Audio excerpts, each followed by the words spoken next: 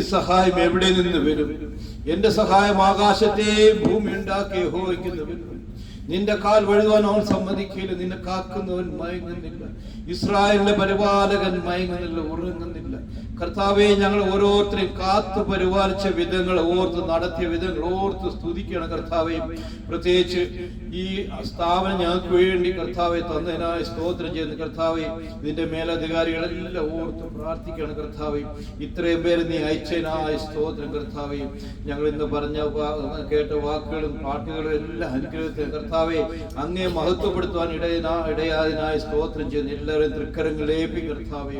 Hallelujah കർത്താവെ, ഞങ്ങൾക്ക് ഒരുമിച്ച് കൂടുവാൻ തന്ന ഈ നല്ല ദിവസത്തെ ഓർത്തടിയെ സ്തുതിക്കുന്ന കർത്താവെ.